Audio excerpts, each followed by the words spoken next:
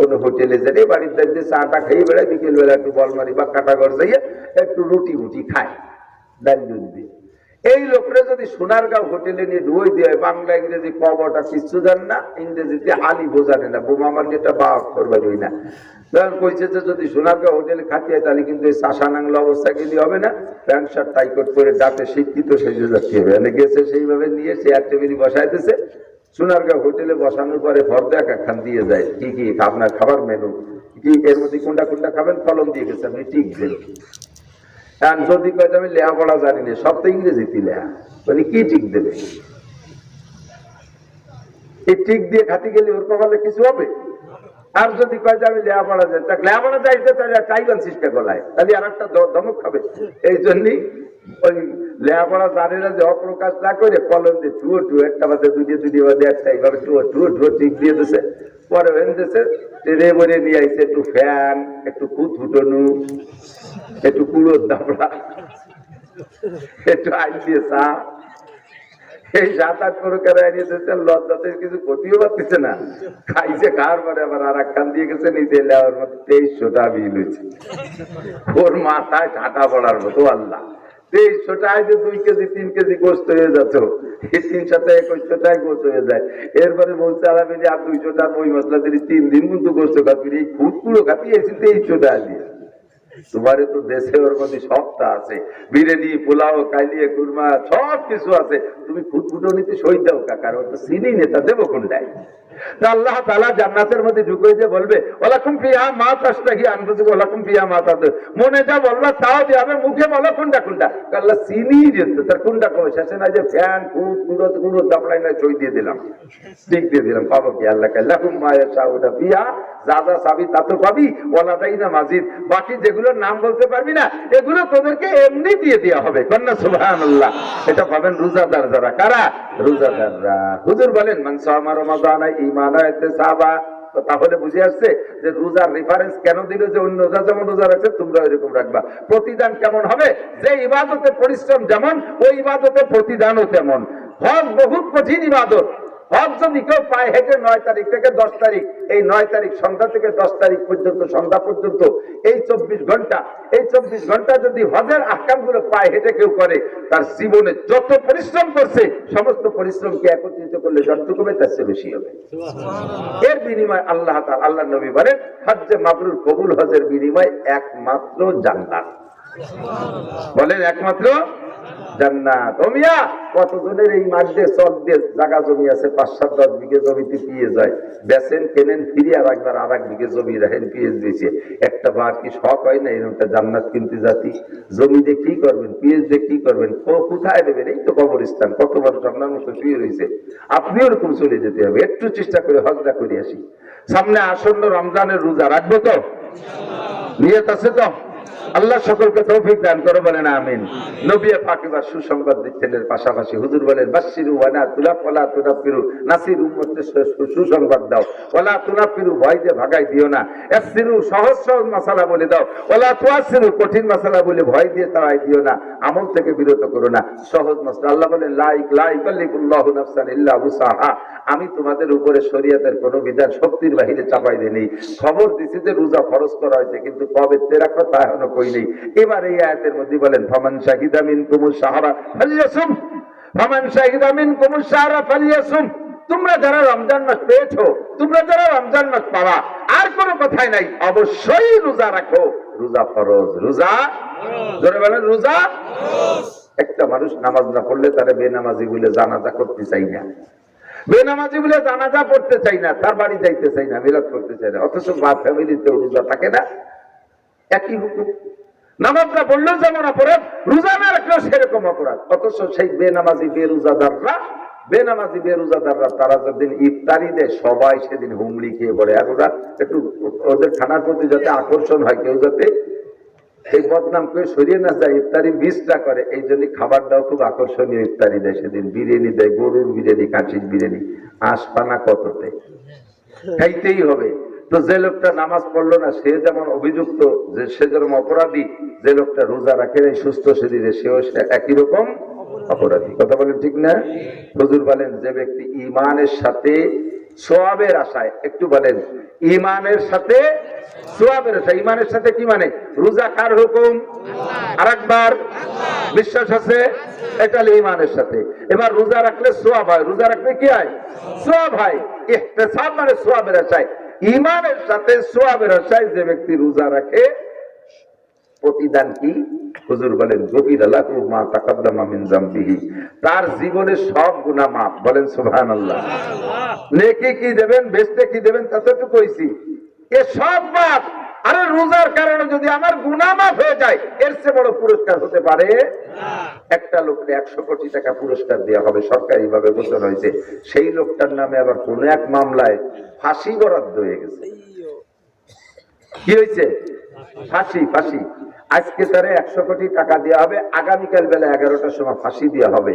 এই 100 কোটি লোক জীবনে 1000 টাকার 10 খান নোট এক জায়গা করে দেখে নাই, তারে সরকার 100 কোটি টাকা পুরস্কার দেবে। খুশিতে মরি যাওয়ার মতো হয়ে যাবে না? স্টক করার কায়দা। 100 কোটি টাকা, ওর খুশির শেষ নাই। কিন্তু আগামীকাল বেলা 12টার সময় তারে ফাঁসি দেওয়া হবে। কোন তো 100 কোটি টাকা এক পাইলে খুশি আছে? এটাই যে কি বলবেন কি যদি বুদ্ধিমান হয়? ও বাচ্চা রাজা, আমার এই 100 কোটি টাকা ছেড়ে দিলাম, আরো আমি জীবন ধরে যা কামাই করছি সব তোমারে দিয়ে দেবো, আমার জীবনটা ভিক্ষে দাও, আমার ফাঁসি দিও না। ঠিক না? তাহলে 100 কোটি টাকার চাইতে জীবন যেমন দামি, কোটি কোটি নেকির চাইতে গুনাহ মাফ করে দেওয়া তার চেয়ে দামি। গুনাহ মাফ করে দেওয়া তার চেয়ে দামি। আপনাকে জান্নাত দেবে এই লোভ আমি আগে দিয়েছি, বাকি তার চাইতে বড় পুরস্কার হলো, হুজুর বলেন, গফিরা লাহু মা তাকাদ্দামা মিন যামবি, তার আগের সমস্ত গুনাহ মাফ। আগের সব গুনাহ মাফ। কোন সুবহানাল্লাহ। আগের সব গুনাহ মাফ। শর্ত হলো রোজা হবে কোন নিয়তে? ইমানের সাথে আর সওয়াবের আশায়। রোজা কি কেউ এই নিয়ত ছাড়া রাখে নাকি? রোজা ইমানের সাথে আর সওয়াবের আশায় ছাড়া কেউ রাখে নাকি? আছে, বহুত আছে। তুই তো রোজা থাকতি না, আজকে রোজা কে? কয় চেয়ারম্যান কে বাড়ি ইফতারির দাওয়াত। চেয়ারম্যান কে বাড়ি, এই জন্য আমরা তো রোজা থাকছে না। তাহলে এই রোজা কি ইমানের সাথে সওয়াবের আশায় না চেয়ারম্যানের বাড়ি ইফতারির লোভে? চেয়ারম্যানের বাড়ি ইফতারির লোভে না। এই জন্য বলে ইমানের সাথে সওয়াবের আশায়। আর হুজুর বলেন, রমজানের রোজার বিনিময় আরো যা আছে তার সাথে আরেকটা হলো ইউজাদু ফিহি রিজকুল মুমিন, মুমিনের রুজির বরকত আল্লাহ বাড়ায় দেয়। কোন সুবহানাল্লাহ। মুমিনের রুজির বরকত বাড়ায় দেয়। একটু সত্য সাক্ষী দেন তো, স্বীকার করেন তো, এমনি সময় বেশি খান না রমজান মাসে বেশি খান? এ তো তালে তালে কইছেন, ভালোই বুঝে কইছেন। ওই রমজান মাসে এমনি সময় তো বেশি খান। সকালে খাইছেন, দুপুরে খাইছেন, মাঝখানে কেক খাইছেন, বিস্কুট খাইছেন, চা খাইছেন, বিড়ি খাইছেন, উচ্চা খাইছেন, পান খাইছেন, কতটা খাইছেন। রমজান মাসে দিন দিয়ে যায় না খাতি না খাতি, কইতে বেশি খালেন? বেশি খাইছি। রমজান মাসে কিভাবে বেশি? বক্ততে একটাও মাইর দিই নেই, একটু শরীর উড়িয়ে গেছে। সকালে খানা একটু, রাত চাকরি চেয়ে রীতি, দুপুরে খানা একটু গলায় যে সন্ধ্যের সময়, রাত এখানে তারাবির আগে বা পরে, তিনক্তই তো হয়েছে, একটু এলোমেলো হয়ে গেছে। এই এলোমেলো হয়েছে বিদায় তার কাজা কাফারা, এই রাগ মিটেছি কিভাবে? সন্ধ্যের সময় 20 প্রকারের নিয়ে বসে। কেন দুপুরে খানা সন্ধ্যের সময় আসলো? দুপুরে খালি কি খাচ্ছেন? 4টে ভান্তা ভাত, একটা পাহা বড়ই দিয়ে, একটু কাঁচা বড়ি দিয়েছে, খেয়ে ফেলে দিতেন, অথবা একটু গুড় মুড়ি খাইতেন। আর সেই দুপুরে একটু মিস গেছে বিদায় সন্ধ্যের সময় কপাল, চুলা, মুড়ি, কেচড়ি, দাপড়া, রুটি, শাক রান্দা, কদু গুটা, শরবত, এটা ওটা দিয়ে 20 প্রকার, খেজুর, মালটা, আপেল, আনার সব দিয়ে 20 প্রকার। তাহলে কম খাইলাম না বেশি খাইলাম? ইজাদু ফিহি রিজকুল মুমিন।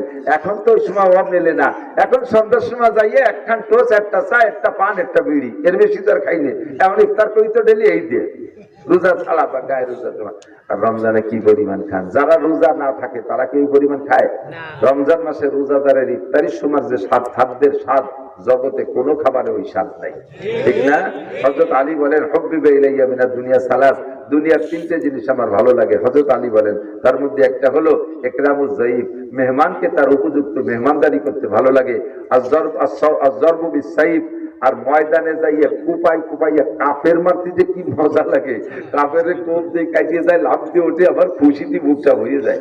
এই ময়দানে যে কাফের কুপাই মারতে ভারী মজা পাই। 3 নম্বরে আস-সাওমু ফিস-সাইফ, গরমকালে রোজা রাখতে খুব মজা পাই। হুজুর বললেন, আলী সবাই শীতকালে ছোট রোজা খোঁজে, তুমি গরমকালে লম্বা রোজা খোঁজো কেন, এত ভালো লাগে কেন? হযরত আলী বললেন, হুজুর আপনি তো কইছেন লিসাইমে ফারহাতান, রোজাদারের দুইটি আনন্দ, ফারহাতুন ইনদা লিকায়ে রাব্বিহিম, একটা হলো ওই যে পার্কের মধ্যে বসে আল্লাহ আজকে গালে উঠেই খাওয়াবে, ওইটা হলো সেরা মজা। আর দুনিয়া একটা মজা হলো ইনদা ফিতরিহিম, ইফতারির সময় মজা। যেদিন রোজায় কষ্ট বেশি হয় ওই দিন ইফতারিতে মজা, কথা কয় না, ইফতারিতে মজা। আরো যদি বৈশাখ জ্যৈষ্ঠ মাসে রোজা 20 মাইল সন্ধ্যের আগে বাইসাইকেল চালানো যায় খরার মধ্যে দিয়ে, সেই সময় ইফতারির পানি আর শরবত কেমন লাগে কত দেই। মাঠের ভিতরে কাজ করছেন, পিএজ উঠেছেন কয়েক বছর এই যে রমজান মাসে, এরপরে যারা রোজা ছিলেন কত ইফতারিতে কেমন মজা লাগে। শ্বশুর বাড়ির খাবারও কোনোদিন অত মজা নাই, রাজা বাচ্চার বাড়ি আমি খাইয়েছি, সে বাড়ির খাবারে অত মজা পাইনি। রমজানের এই যে দাপড়া কুট পুরো যা পাই একটু মোটামুটি, তাতে যে কি মজা লাগে। 15-20 মিনিট আগে থাকতে বসে বসে যে নাড়াচাড়া করে, পিএজ এখান ধরে একটু নাহের দ্বারে শুয়ে দেয়, আল্লাহ ফেরেস্তা করে খাই ফেলো যে তাড়াতাড়ি আসবে, ওই যে না আল্লাহ জন্মের মধ্যে এসে এই পিএজ খেতে দিন ভরে কাজ করছে, তারপরে রোজা রয়েছে, ও আজান না দিলি খাবে না। পুরো সন্ধ্যের আগে ও হুজুর আর কয় মিনিট আছে, কয় 3 মিনিট আছে, কয় তোমার বডি নষ্ট, সেই আসরের পরে তো কষ্ট 3 মিনিট, 3 মিনিট পুরো না।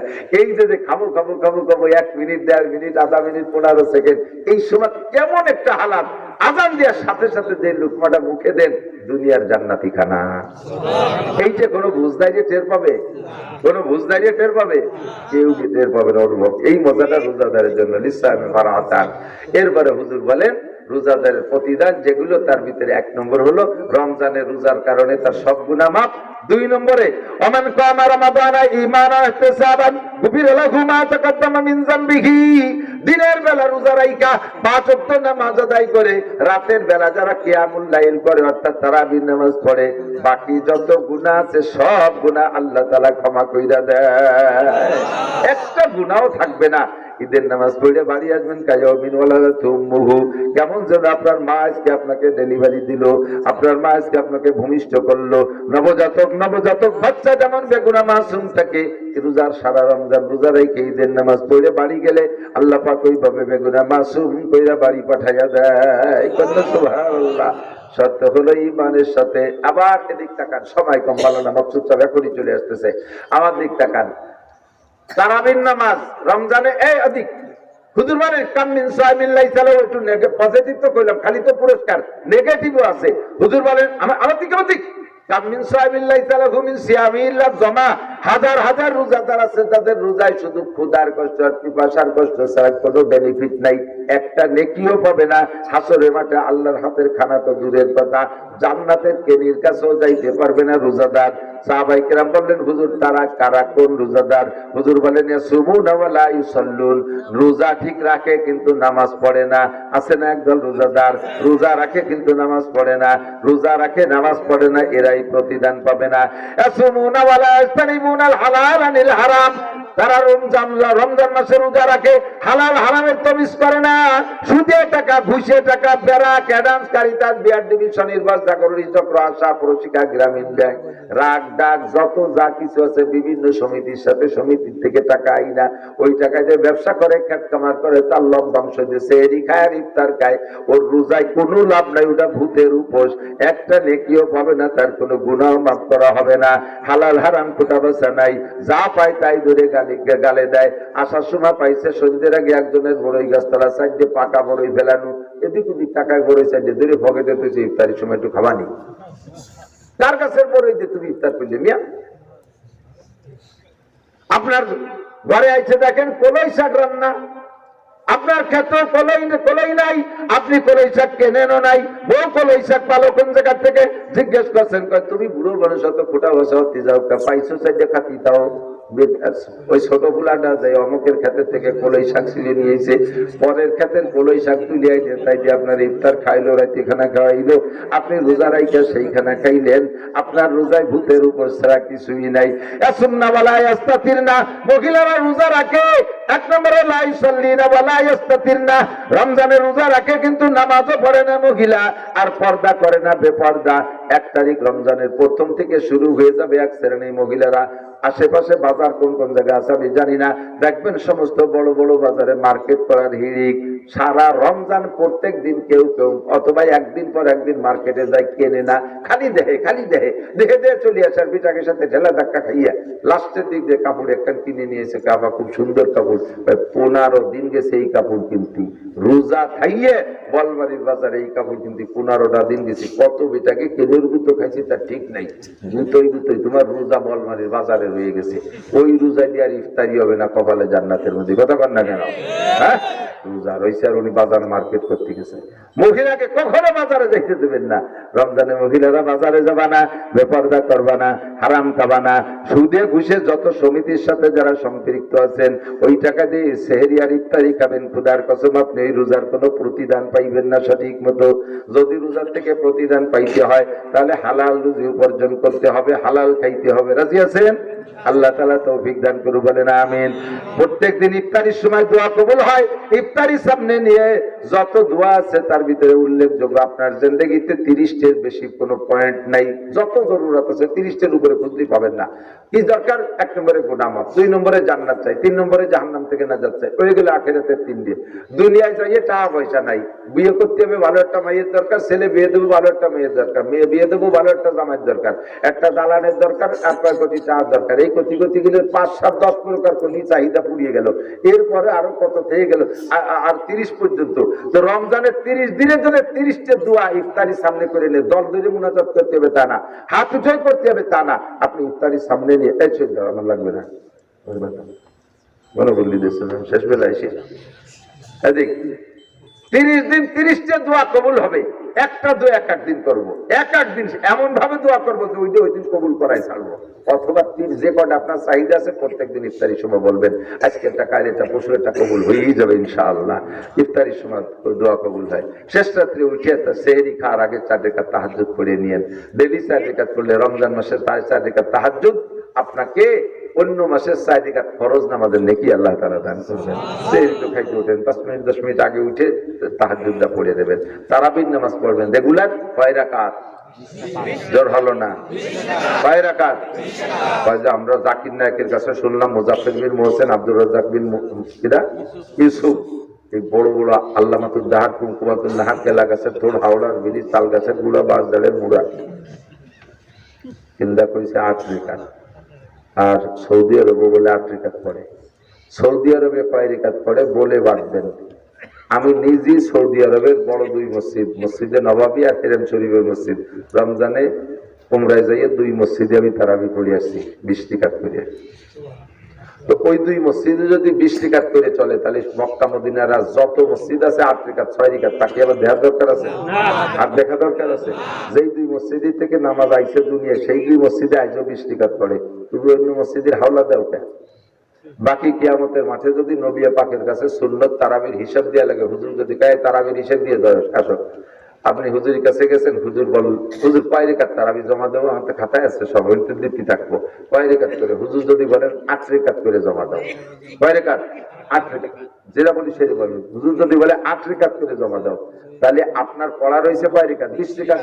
তাইতে 8 রাকাত জমা দিলে আরো 12 রাকাত ব্যাগে থেকে যাচ্ছে না? ওই যে অন্য কাজ করা যাবে না? কি কাজ করা যাবে? পরিষ্কার সহিহ হাদিস, মুসলমানকে কিয়ামতে সর্বপ্রথম ফরজ নামাজের হিসাব নেবে। যদি আপনার ফরজ নামাজে কম থেকে যায়, গ্যাপ থেকে যায়, এই সমস্ত নফল নামাজে সেই ফরজের গ্যাপ বন্ধ করা হবে। তাহলে 20 রাকাত তারাবি পড়া আছে, হুজুর 8 রাকাত করে জমা নিচ্ছেন, 12 রাকাত থেকে গেল, তাইলে কত ফরজের গ্যাপ হয়েছে সেগুলো বন্ধ করতে পারবো। কিন্তু যদি হুজুর বলে 20 রাকাত করে জমা দাও, 20 রাকাত, আর তুমি ভরছো জাকির নায়কের কাছে শুনে 8 রাকাত আর 12 রাকাত, তোমার কোন আব্বা দেবে? কোন আব্বা সেদিন পরিচয় দেবে না। সেই দিন 12 রাকাত শুনে ঘরে ফিরে জাকির নায়কের কাছে চলে যাও, মুজাফফর বিন মোহসেনের কাছে চলে যাও। ইদানিং কিছু কিছু পান কুপুলা পান নতুনের নিউ মডেল, কি বলে দিন বদলের ভক্ত, ওরা নতুনত্বের খুব ভক্ত। ওরা শুনছে যে 8 রাকাত তারাবি, 6 পাতা 8 পাতার ভিতরে কয়টা হাদিস গুছাইয়ে একটা বুখারী শরীফ বানায় বগল ভরিয়ে এনে বাড়ি বাড়ি বিটিকে মধ্যে দিয়ে বিতরণ করে বেড়াচ্ছে। ভাবি তারাবি কয় রাকাত করে? 20 রাকাত। বাদ দেন, 20 রাকাত কোনো তারাবি না, তারাবি হলো 8 রাকাত। এই দেখেন হাদিস, সহিহ হাদিস। ভাবিরে সহিহ হাদিস একটা দেশে চুলোর পিঠি বসে ভরিয়ে চড়িয়ে হাদিসের কিতাব কাল চুলোর পিঠি দিয়ে দিয়েছে, মিলে গুল্লি দিয়ে এসে দেয় যে সে হাদিসের উপরে মিলেই বসে রয়েছে। এই হাদিস কোরআনকে অপমান করার জন্য একদল বদমাইশ এই ময়দানে নামছে তারাবি কমানোর জন্য। শবে বরাতের ইবাদত তারা খুঁজে পায় না, এই জন্য শবে বরাতের বিপক্ষে ফেসবুকে কি পরিমাণ লেখছে দেখছেন, ফেসবুক ভরি ফেলাইছে। আবার 8 রাকাত তারাবির পক্ষে, আবার যাইয়ে জানাজার নামাজের ভিতরে সূরা ফাতিহা পড়তে হবে, ইত্যাদি ইত্যাদি নানান ঝামেলা বাজাচ্ছে। আমরা এদেশের ওলামায়ে কেরাম হাটাজারি, পটিয়া, বাবুনগর, জিরি, নাজিরহাট, লালবাগ, ফরিদাবাদ, মালিবাগ, যাত্রাবাড়ি, গহরডাঙ্গা, আমাদের বাহির দিয়ে শামসুল উলুম, কাসেমুল উলুম, মদিনাতুল উলুম, বহু মাদ্রাসা আছে। আব্দুল গফফার সাহেব আছে, হেলালউদ্দিন সাহেব আছে, আব্দুল কি বলা হয় আকরাম আলী সাহেব আছে, আমাদের বাইতুল মোকাররমের খতিব আব্দুল মালিক সাহেব আছে। এনাদের উপরে এনাদের চাইতে অবশ্যই তুমি বড় আলেম না। এই বিটারা যদি 8 রাকাত পড়ে তাহলে আমরা পড়বো, নইলে পড়বো না। কতক্ষণ এনরা যদি 8 রাকাত পড়তে বলে তাহলে পড়বো, নাহলে তোর মতো পানকু বই খাতা নিয়ে সর, আমাকে ঠিক মতো ভর্তি দে। ঠিক আছে না, কি কথা বলেন? লাস্ট কথা হলো, আমরা এই যে যত কথা বলি এই কথাগুলো সবই আপনারা বিশ্বাস তো করেন? কোরআন হাদিসে যা বলে বিশ্বাস করেন না?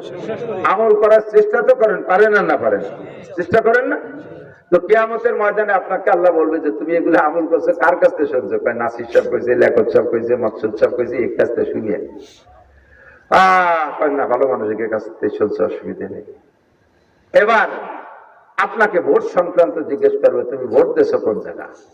আপনি কবেন যে আল্লাহ, এই তো হুজুরটা তো এইটা ওটা কই সেরে গেছে, আমাকে আমলিগির এলাকা ভয়তে ভয়তে কিছু কই নেই, সে জায়গা যদি ভোটটা দেবো কোন জায়গায় তা যদি একটু কয়ে দিত, তাও তো আমরা বুঝিয়ে শুনে দিতাম। আমরা কি পাবলিক মূর্খ মানুষ টের পাই নাকি?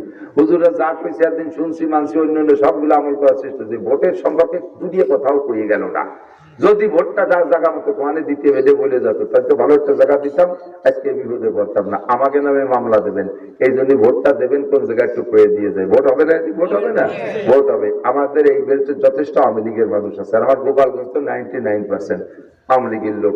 আওয়ামী লীগ যেহেতু সামনে এই নির্বাচনে আসতে পারতেছে না, এই জন্য আওয়ামী লীগালাদেরকে বলতেছি যে আওয়ামী লীগ যেহেতু নির্বাচনে আসতে পারতেছে না, আপনি অভিনয় করে অভিমান করে ভোট দিতে যাব না এইগুলো বসে থাকলে এই বাংলাদেশের নির্বাচন তো পড়ে থাকতেছে না, স্থগিত থাকতেছে না, হয়েই যাচ্ছে। ফাঁকে আপনি ভোট না দেওয়ার কারণে কি হচ্ছে, আপনি যারা শত্রু মনে করতেন সে জিতে যাচ্ছে, আপনি যারা শত্রু জানেন সে জিতে যাচ্ছে, আপনি চুপ করে থাকার কারণে।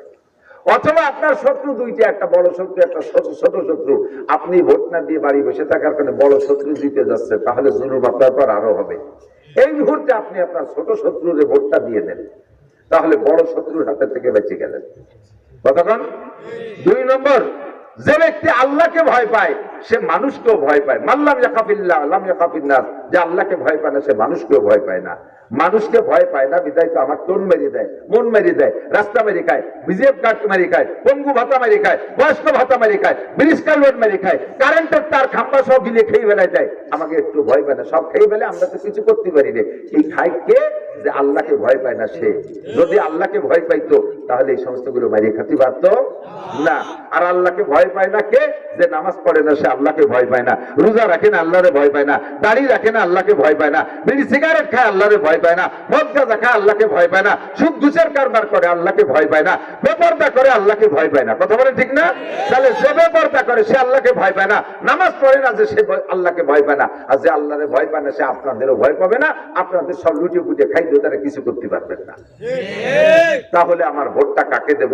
যে আল্লাহকে ভয় পায় তাকে।